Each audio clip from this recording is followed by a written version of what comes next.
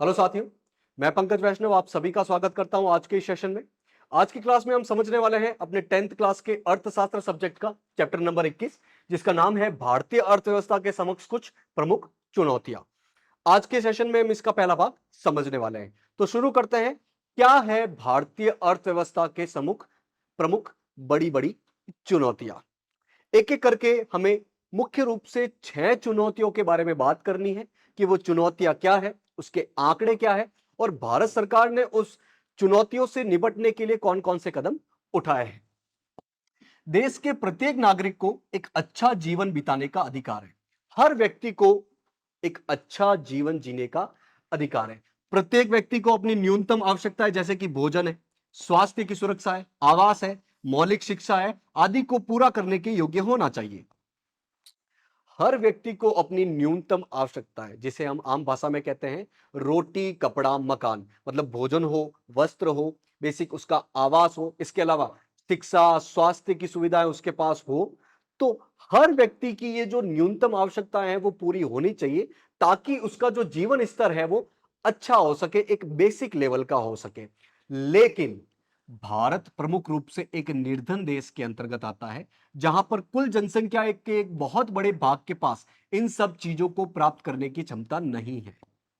हालांकि वर्तमान में भारत विकास की राह पर आगे बढ़ रहा है, निर्धनता से लोग बाहर आ रहे हैं, लेकिन फिर भी प्रमुख रूप से भारत एक निर्धन देश के अंतर्गत आता है और भारत की अधिकतर जनसंख्या अभी भी इन न्यूनतम आवश्यकताओं को प्राप्त नहीं कर पा रही है।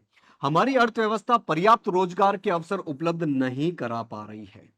हमारी अर्थव्यवस्था में एक बड़ी प्रॉब्लम बेरोजगारी की है, मतलब रोजगार के ज्यादा अवसर पैदा नहीं हो पा रहे हैं। तो निर्धनता और बेरोजगारी का उन्मूलन हमारी अर्थव्यवस्था के सम्मुख एक बहुत बड़ी चुनौती है। हम कैसे अपनी गरीबी को हटा सके, क्योंकि भारत में एक आबादी का एक बहुत बड़ा तबका आज भी गरीबी रेखा से नीचे जीता है। तो गरीबी को हम कैसे मिटा सकेंगे, ये अपने सामने एक चुनौती है। बेरोजगारी को हम कैसे मिटा सकेंगे, बेरोजगारी का उन्मूलन कैसे कर सकेंगे, लोगों को कैसे काम दे सकेंगे, ये एक बड़ी चुनौती है अपने सामने। सरकार द्वारा सभी नागरिकों को शिक्षा और स्वास्थ्य सुरक्षा का प्रबंधन करना भी एक बहुत बड़ी चुनौती है। पहली चुनौती गरीबी बेरोजगारी, इसके अलावा शिक्षा देना, सभी नागरिक शिक्षित हो सके, उनके पास एक बेसिक आधारभूत एजुकेशन हो सके, इसके लिए भी काम करना एक बहुत बड़ी चुनौती है। सभी का स्वास्थ्य अच्छा हो, यह भी एक बहुत बड़ी चुनौती है। कीमत स्तर पर नियंत्रण करना, जब भी इसकी जरूरत हो, इसको भी हल करना एक बहुत बड़ी समस्या है अपने अर्थव्यवस्था के सामने। जब भी महंगाई आए उसको हम काबू में कर सके, यह भी अपने सामने एक बहुत बड़ी समस्या है। इसके अलावा हर साल आर्थिक समृद्धि प्राप्त करना, यह भी अपनी अर्थव्यवस्था के सामने एक बहुत बड़ी चुनौती है। हम हर साल आर्थिक रूप से आगे बढ़ सके। आपने न्यूज़पेपर में सुना होगा जीडीपी, तो जीडीपी हम हर साल आगे बढ़ा सके पिछले साल की तुलना में, यह भी अपने सामने एक बहुत बड़ी चुनौती है। तो इस चैप्टर में हमें इन्हीं कुछ प्रमुख चुनौतियों के बारे में बात करनी है। गरीबी और बेरोजगारी, शिक्षा और स्वास्थ्य, इसके अलावा महंगाई से लड़ना और आर्थिक समृद्धि हासिल करना साल दर साल, ये अपने सामने बड़ी चुनौतियां हैं। इन्हीं के बारे में एक एक करके हमें बात करनी है। सबसे पहला है निर्धनता और बेरोजगारी को हल करना। गरीबी और बेरोजगारी को हल करना जो कि अपने सामने एक बड़ी चुनौती है, उसके बारे में हम पहले बात कर लेते हैं। भारत सरकार के योजना आयोग, ये योजना आयोग क्या है आपने नाम सुना होगा, प्लानिंग कमीशन इसको इंग्लिश में कहते हैं। हालांकि योजना आयोग को 2015 में हटा दिया गया था और उसकी जगह पर नीति आयोग को बना दिया गया था। आपने नाम सुना होगा पंचवर्षीय योजना का। तो ये पंचवर्षीय योजना कौन बनाता था? योजना आयोग। ये योजना बनाकर देश को विकास की ओर ले जाने के लिए एक आयोग बना था, योजना आयोग।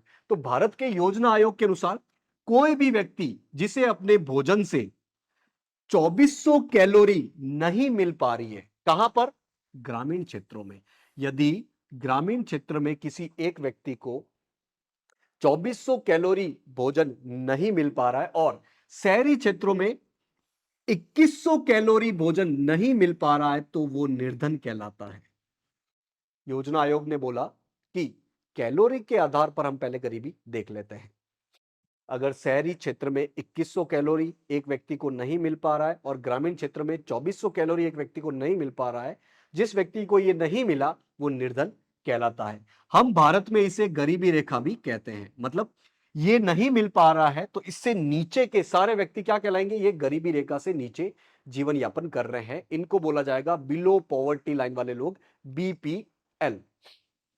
यदि व्यक्ति काम के लिए आवश्यक ऊर्जा प्राप्त करने के लिए, हर व्यक्ति को काम करना होता है ताकि वो अपना जीवन यापन कर सके। काम करने के लिए उसे ऊर्जा की जरूरत पड़ती है, एनर्जी की जरूरत पड़ती है। एनर्जी के लिए उसे भोजन खरीदना पड़ता है, भोजन लेना पड़ता है, और भोजन खरीदने के लिए उसके पास कुछ बेसिक अमाउंट होना चाहिए। भोजन फ्री में नहीं मिलेगा। हालांकि गरीबों के लिए सरकार की योजना है कि उन्हें कुछ भोजन फ्री में मिल सके, लेकिन एक बड़ी आबादी के लिए भोजन फ्री भी हमें पैसा देके खरीदना होता है। तो यदि काम करने के लिए जो ऊर्जा चाहिए उसके लिए भोजन खरीदने के लिए आपके पास पर्याप्त राशि नहीं है, तो फिर वो क्या कहलाएगा? वो व्यक्ति गरीब कहलाएगा। तो योजना आयोग के अनुसार ग्रामीण क्षेत्र में 2400 कैलोरी से कम और शहरी क्षेत्र में 2100 कैलोरी से कम यदि कोई व्यक्ति प्राप्त कर रहा है भोजन, तो उसे हम निर्धन कहेंगे, उसे हम गरीबी रेखा के नीचे जीवन यापन करने वाला व्यक्ति कहेंगे। भारत में लगभग कुल जनसंख्या का 27.5 27.5% भाग 2004-5 में निर्धन था। 2004-5 की बात की जा रही है यहां पर कि भारत का इतना प्रतिशत हिस्सा, 27.5% जनसंख्या का हिस्सा जो है वो निर्धन था, गरीब था। वो इतना भोजन भी प्राप्त नहीं कर पा रहा था। यदि हम भोजन के साथ साथ इसमें वस्त्र भी जोड़ दें कि वस्त्र किसके पास नहीं है, जूते किसके पास नहीं है, और दूसरे गैर खाद्य मदे मतलब खाने के अलावा दूसरी चीजों को हम जोड़ दें, तो जनसंख्या का 37% से भी ज्यादा हिस्सा निर्धन था 2004-5 के अनुसार। मतलब भारत की आबादी का लगभग 1/4 हिस्सा गरीब था 2004-5 के अनुसार। हालांकि ये आंकड़े धीरे धीरे सरकार के कोशिशों की वजह से कम होते जा रहे हैं। इस गरीबी का एक प्रमुख कारण है बेरोजगारी। लोगों के पास काम ही नहीं है तो कैसे आय प्राप्त करेंगे? आय नहीं होगी, पैसा नहीं होगा तो कैसे वो अपनी बेसिक खाने की जरूरतों को पूरा कर पाएंगे? तो गरीबी का एक प्रमुख कारण है बेरोजगारी। तो इसका इतनी ज्यादा बेरोजगारी का कारण क्या है? भारत में उद्योग बहुत धीमी गति से वृद्धि कर रहे हैं। उद्योग इतनी तेजी से आगे नहीं बढ़ पा रहे हैं। भाई उद्योग यदि बढ़ेंगे, फैक्ट्रियां यदि बढ़ेगी तो लोगों को काम मिल पाएगा। लेकिन भारत में उद्योग बढ़ तो रहे हैं लेकिन बहुत धीमे गति से बढ़ रहे हैं, इतने ज्यादा रोजगार वो पैदा नहीं कर पा रहे हैं। इसके अलावा शिक्षा, शिक्षा में भी वृद्धि बहुत धीमे है। इसके अलावा प्रशिक्षण, लोगों को ट्रेनिंग दी जाती है काम करने के लिए, उसमें वृद्धि तो हो रही है लेकिन वो बहुत धीमी गति से हो रही है। तो उद्योगों में धीमी गति, शिक्षा में धीमी गति और प्रशिक्षण में धीमी गति की वृद्धि बेरोजगारी के एक प्रमुख कारणों में से एक है। और बेरोजगारी की वजह से हमने क्या देखा? गरीबी। हमारी कृषि पर भी जनसंख्या का अधिक भार है और उसमें रोजगार जो है वो मौसमी है। हमने देखा था कि जनसंख्या का अधिकतर हिस्सा जो है वो आज भी खेती और खेती से जुड़े कामों में लगा हुआ है। मतलब हम अधिकतर रोजगार जो है वो खेती से प्राप्त कर रहे हैं, लेकिन खेती से जो रोजगार प्राप्त करते हैं वो मौसमी रोजगार है। मतलब जब मौसम अच्छा होगा, जब जलवायु, बारिश, मॉनसून अच्छी होगी, फसल अच्छी होगी, तब ही आय प्राप्त होगी। और साल के कुछ समय में खेती में भी रोजगार नहीं होता है। तो ये भी एक विडंबना है, ये भी एक समस्या है कि जो क्षेत्र ज्यादा रोजगार पैदा कर रहा है उसमें हमें मौसमी रोजगार ही देखने को मिलता है। तो ये एक बहुत बड़ी समस्या है भारत की अर्थव्यवस्था के सामने। देखते हैं रोजगार उत्पन्न करने और निर्धनता उन्मूलन के लिए सरकार के द्वारा कौन कौन से कार्यक्रम चलाए गए हैं। बेरोजगारी को हटाने के लिए, गरीबी को हटाने के लिए, लोगों को ज्यादा से ज्यादा रोजगार देने के लिए सरकार द्वारा कौन कौन से कार्यक्रम चल रहे हैं। पहला और सबसे बड़ा कार्यक्रम है महात्मा गांधी राष्ट्रीय ग्रामीण रोजगार गारंटी योजना, जिसे हम आम भाषा में मनरेगा बोलते हैं। तो मनरेगा कार्यक्रम के तहत सरकार कोशिश कर रही है कि ज्यादा से ज्यादा लोगों को रोजगार दे सके। तो इसका उद्देश्य क्या है? ग्रामीण जनसंख्या, ग्रामीण क्षेत्रों में रहने वाले लोगों को एक वर्ष में कम से कम 100 दिनों का रोजगार उपलब्ध कराना। एक साल में 365 दिन, उन 365 दिन में कम से कम 100 दिनों का रोजगार उपलब्ध हो सके ग्रामीण क्षेत्र में हर व्यक्ति को, हर वयस्क व्यक्ति को। इसमें कैसे कार्य किए जाएंगे? अकुशल शारीरिक कार्य, मतलब किसी व्यक्ति को कुछ भी नहीं आता हो, कोई भी कौशल नहीं हो, वो भी 100 दिनों की रोजगार की गारंटी के अंतर्गत आता है। और शारीरिक कार्य करवाया जाएगा, मशीन वाला कार्य नहीं करवाया जाएगा मुख्य रूप से। वर्ष 2006 में भारत के 200 जिलों में इसे प्रारंभ किया गया था। इस प्रोग्राम को, इस रोजगार देने वाले प्रोग्राम को 2006 में भारत के करीब 200 जिलों में प्रारंभ किया गया था। 2008 में, मतलब 2 साल बाद, इसकी घोषणा पूरे देश के लिए की गई। मतलब 2008 आते आते पूरे देश में भी इस प्रोग्राम को चलाया गया। किसी परिवार का कोई भी वयस्क सदस्य, भाई ग्रामीण क्षेत्रों में जो भी परिवार रहते हैं उसमें जो भी वयस्क सदस्य है, मतलब 18 साल से ऊपर का है, वो एक साल में 100 दिन का शारीरिक कार्य दैनिक मजदूरी के आधार पर कर सकता है। ये गारंटी देता है ये मनरेगा कार्यक्रम। दूसरा कार्यक्रम है स्वर्ण जयंती ग्राम स्वरोजगार योजना। यह योजना अप्रैल 1999 में प्रारंभ की गई थी, सन 2000 से एक साल पहले। इसका उद्देश्य क्या है? ग्रामीण क्षेत्रों में रह रहे गरीब लोगों की स्वरोजगार के माध्यम से, स्वरोजगार मतलब खुद का वो रोजगार कर सके, अपना दुकान खोल सके, कोई छोटा मोटा उद्योग लगा सके, तो स्वरोजगार के माध्यम से आय सृजन करने की क्षमता को बढ़ाने में सहायता करना। ग्रामीण क्षेत्रों में मुख्य रूप से जो गरीब लोग रह रहे हैं उनको स्वरोजगार के माध्यम से गरीबी से बाहर निकालना। प्राथमिक केंद्र बिंदु अनुसूचित जाति और अनुसूचित जनजाति और स्त्रियां हैं। इस स्वर्ण जयंती ग्राम स्वरोजगार योजना का जो मुख्य फोकस है वो अनुसूचित जाति, अनुसूचित जनजाति और स्त्रियां हैं। उनको मुख्य रूप से यह प्रोग्राम टारगेट करता है, लेकिन अन्य लोग भी इसका लाभ प्राप्त कर सकते हैं। भाई उसका प्राथमिक जो फोकस है वो अनुसूचित जाति, जनजाति और स्त्रियां हैं, लेकिन बाकी लोग भी इसका फायदा उठा सकते हैं। इसमें क्या किया जाएगा? गरीब लोगों को प्रशिक्षण दिया जाएगा, किसी चीज की ट्रेनिंग दी जाएगी, उनको बैंक से आसानी से लोन मिल सके।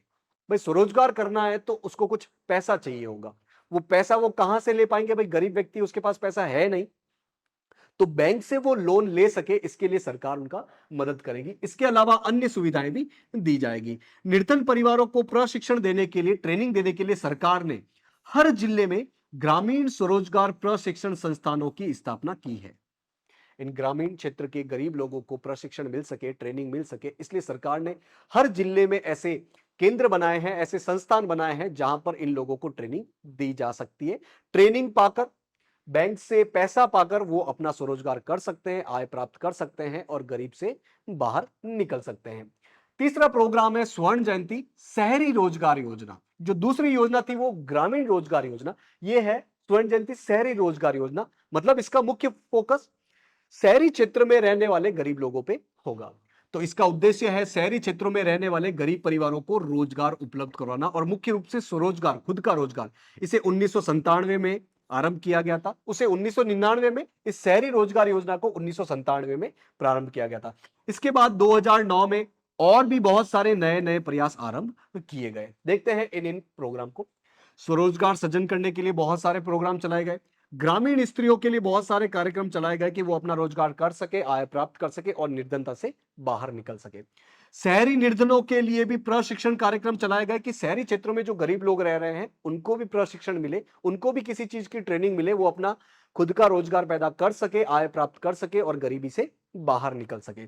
सामुदायिक विकास कार्यक्रम चलाए गए, समुदाय को इकट्ठा करके कैसे वो आगे बढ़ सकते हैं, उनका जीवन स्तर कैसे ऊपर हो सकता है, इसके लिए भी बहुत सारे कार्यक्रम चलाए गए। वेतन से जुड़े रोजगार कार्यक्रम चलाए गए कि लोगों को रोजगार प्राप्त हो, वेतन उन्हें प्राप्त हो, गरीबी से वो बाहर निकल सके, इसके लिए बहुत सारे कार्यक्रम चलाए गए। तो ये सारे कार्यक्रम देखे हमने कैसे निर्धनता और बेरोजगारी से बाहर निकलने के लिए कार्यक्रम चलाए गए। देखते हैं शिक्षा से जुड़ी क्या समस्याएं अपने अर्थव्यवस्था के सामने। 2011 की जनगणना के अनुसार, ये जनगणना क्या है? लोगों की गिनती करना, जो कि हर 10 साल में होती है। 2001 में हुई थी, फिर 2011 में हुई थी, 2021 में जनगणना होनी थी, लेकिन कोविड की वजह से इसे पोस्टपोन कर दिया गया, इसे आगे बढ़ा दिया गया। अभी जनगणना के आंकड़े जल्दी सरकार निकाल देगी। तो 2011 की जनगणना होती है, उसमें लोगों की गिनती के साथ साथ अलग अलग डेटा भी निकाले जाते हैं, जैसे कि लिंगानुपात कितना है, साक्षरता दर कितनी है भारत में, तो 2011 की जनगणना के अनुसार भारत में पुरुषों की साक्षरता दर देखी गई करीब 82.14% और महिलाओं में साक्षरता दर देखी गई 65.46%। मतलब 100 पुरुषों में से 7 या 7 साल के ज्यादा के 100 पुरुषों में, प्रति 100 पुरुषों में करीब 82 पुरुष साक्षर है। वहीं 7 या 7 साल से ज्यादा की प्रति 100 महिलाओं में 65 महिलाएं पढ़ी लिखी है। बाकी की महिलाएं पढ़ी लिखी नहीं है, साक्षरता नहीं है। और सबको मिला दिया जाए, महिला और पुरुष दोनों को मिला दिया जाए, तो भारत की कुल साक्षरता दर देखी गई 74.04%। यानी कि 7 या 7 साल से बड़े व्यक्ति, चाहे पुरुष हो चाहे महिला हो, दोनों को मिलाकर उनमें प्रति 100 में से 74 लोग ही पढ़े लिखे हैं, बाकी 26 लोग अनपढ़ हैं। यानी कि भारत में साक्षरता का दर थोड़ा कम है। ये भारत की अर्थव्यवस्था के सामने एक बड़ी चुनौती है। तो भारत सरकार ने सभी लोगों को शिक्षित करने के लिए बहुत सारे उपाय किए हैं। एक एक करके इन उपाय के बारे में देखते हैं। सबसे पहला है बच्चों को निशुल्क और अनिवार्य शिक्षा का अधिकार अधिनियम 2009। सरकार ने 2009 में एक कानून बनाया और उस कानून में क्या बोला गया कि बच्चों को निशुल्क पढ़ाई मिलेगी, कोई फीस नहीं लगेगी, और अनिवार्य शिक्षा मतलब बच्चों को शिक्षा देना अनिवार्य है, कंपलसरी है। तो भारत सरकार ने बस 2009 में 6 से 14 वर्ष के आयु के सभी बच्चों के लिए निशुल्क शिक्षा एक मौलिक अधिकार बना दिया। सबका फंडामेंटल राइट है, सबका ये मौलिक अधिकार है। किनका? 6 से लेकर 14 साल तक के बच्चे को, कि उनको बेसिक एजुकेशन, बेसिक शिक्षा जो है वो निशुल्क मिले और अनिवार्य रूप से मिले, कोई भी बच्चा छूट ना जाए। यह नियम अप्रैल 2010 से लागू कर दिया गया। 2009 में तो यह कानून बनाया गया और अगले साल इसे लागू कर दिया गया।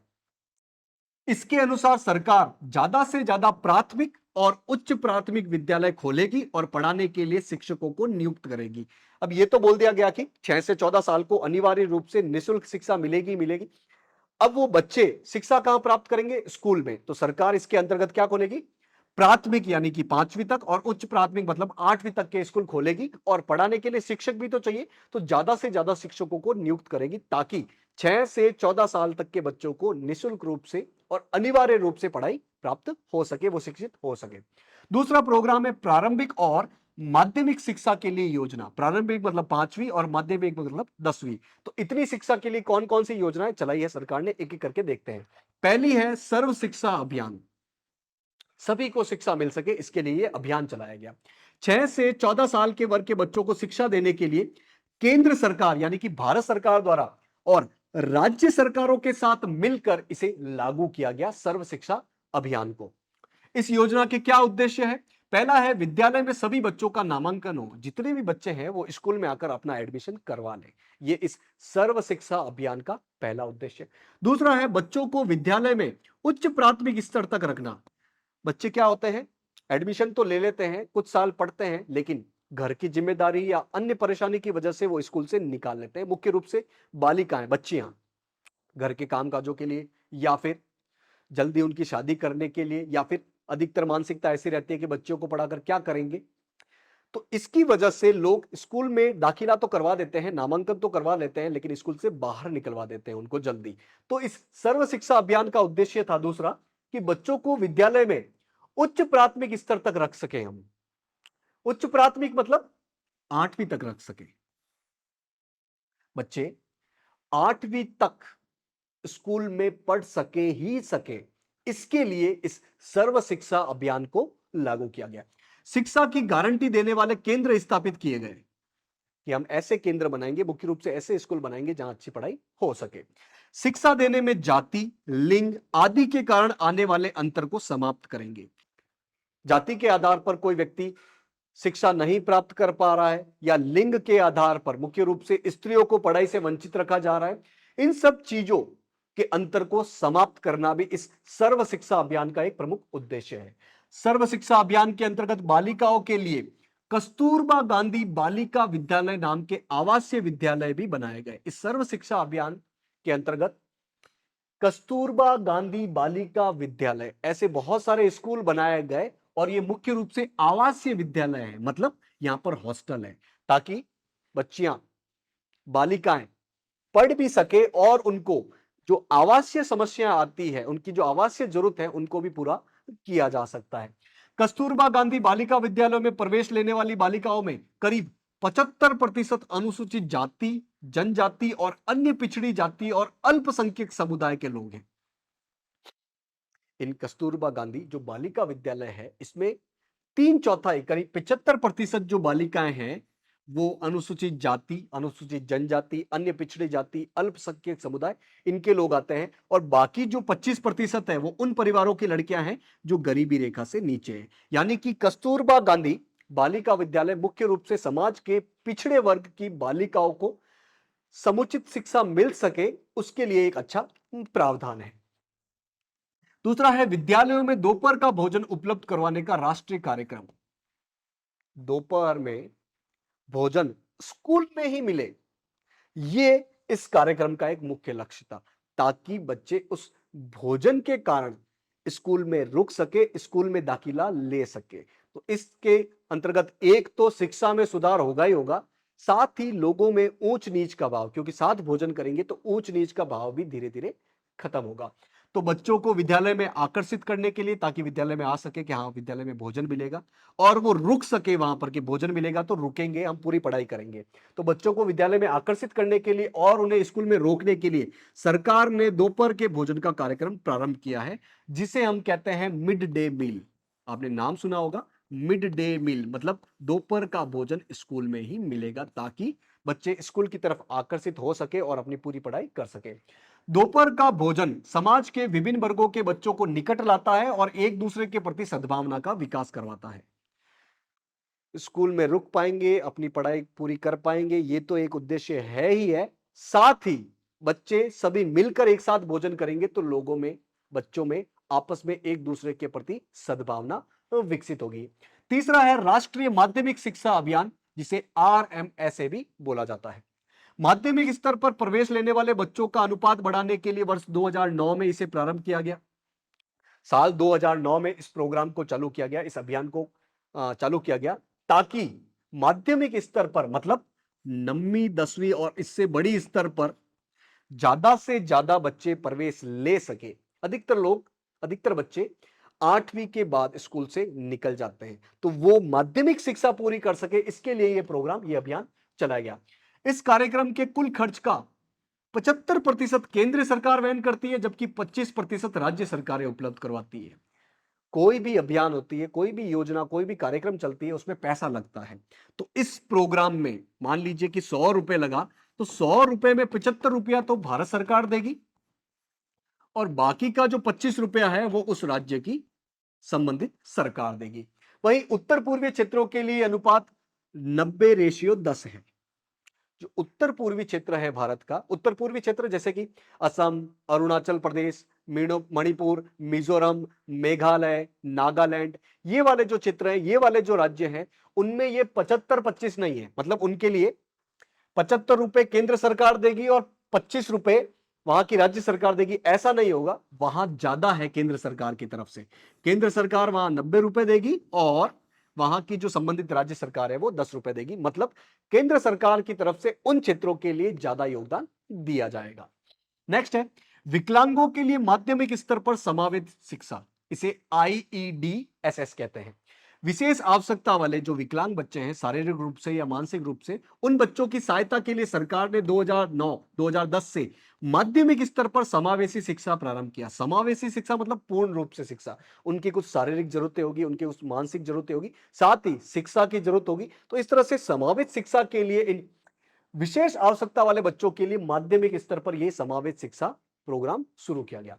इसका उद्देश्य है 9वीं से 12वीं कक्षा के स्तर तक अध्ययन करने वाले विकलांग बच्चों की शिक्षा के लिए 100% केंद्रीय सहायता उपलब्ध करवाना।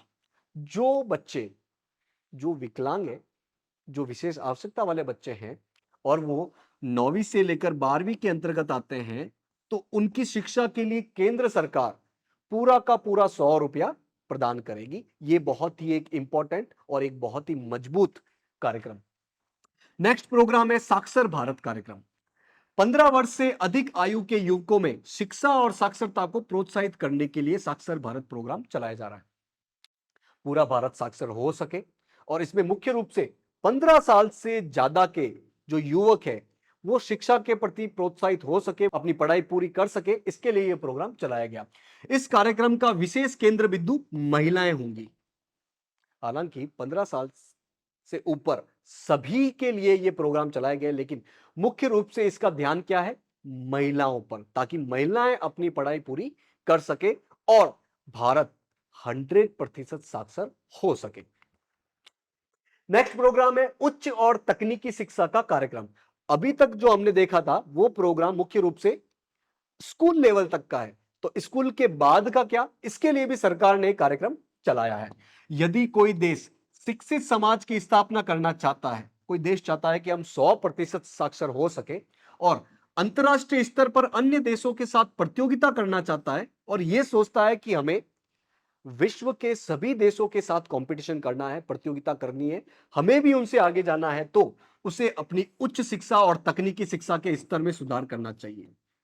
कोई भी देश ये सोचता है कि हम एक शिक्षित समाज बने, विश्व के सभी देशों के साथ अंतरराष्ट्रीय स्तर पर कंपटीशन कर सके, तो उस देश को चाहिए कि वो उच्च और तकनीकी शिक्षा के स्तर में सुधार कर सके। मतलब उच्च शिक्षा और तकनीकी शिक्षा इतनी ज्यादा इंपॉर्टेंट है। भारत सरकार ने उच्च और तकनीकी शिक्षा में विकास के लिए बहुत सारे कदम उठाए हैं, एक एक करके हम इन्हें देखते हैं। पहला है 11वीं योजना। ये 11वीं योजना क्या है, अभी हमने देखा था योजना आयोग को, जिन्होंने गरीबी रेखा की कोई परिभाषा दी थी कैलोरी के हिसाब से।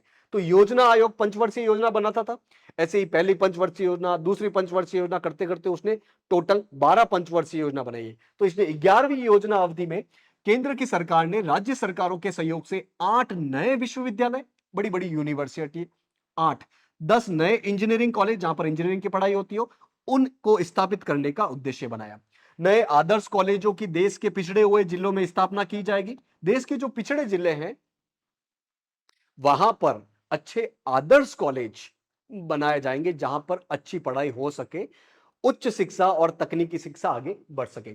सूचना प्रौद्योगिकी को बढ़ावा देने के लिए 20 नए भारतीय सूचना प्रौद्योगिकी संस्थान स्थापित किए जाएंगे। सूचना प्रौद्योगिकी, इंफॉर्मेशन टेक्नोलॉजी, जो कि भारत की एक ताकत है, उसको हम और आगे बढ़ाने के लिए 20 नए भारतीय सूचना प्रौद्योगिकी संस्थान स्थापित करेंगे, ताकि सूचना प्रौद्योगिकी में हम उच्च और तकनीकी शिक्षा में मजबूत हो सके। विज्ञान में अनुसंधान को बढ़ावा देने के लिए, मतलब रिसर्च को बढ़ावा देने के लिए सरकार ने 5 भारतीय विज्ञान और अनुसंधान संस्थानों की देश के विभिन्न भागों में स्थापना की है। देश के अलग अलग भागों में ऐसे कॉलेज बनाए गए हैं जहां पर मुख्य रूप से रिसर्च हो सके, अनुसंधान का काम हो सके। कोई भी देश यदि वैज्ञानिक रूप से या प्रौद्योगिकी रूप से आगे बढ़ना चाहता है, विश्व के दूसरे देशों के साथ टक्कर लेना चाहता है, अपनी अर्थव्यवस्था को मजबूत करना चाहता है, तो उसे रिसर्च में, अनुसंधान में ज्यादा से ज्यादा पैसा लगाना चाहिए, ज्यादा से ज्यादा पैसा खर्च करना चाहिए। तो सरकार ने इस ओर कोशिश भी की है। तो आज के इस पहले भाग में हमने देखा कि भारतीय अर्थव्यवस्था के सम्मुख प्रमुख कौन कौन सी चुनौतियां हैं और उन चुनौतियों से जुड़ी हुई कुछ प्रमुख चुनौतियों के बारे में आज हमने बात की है। बाकी चुनौतियों के बारे में हम भाग 2 में बात करेंगे और आज की क्लास को हम यहीं थामते हैं। आपको करना क्या है, आज जो भी चीजें पढ़ी है उसको आज ही रिवाइज करना है, ताकि लंबे समय तक आपके दिमाग में बनी रह सके। आशा है आज की क्लास आपको समझ में आई होगी। आज के इस सेशन से जुड़ने के लिए आप सभी का बहुत बहुत धन्यवाद।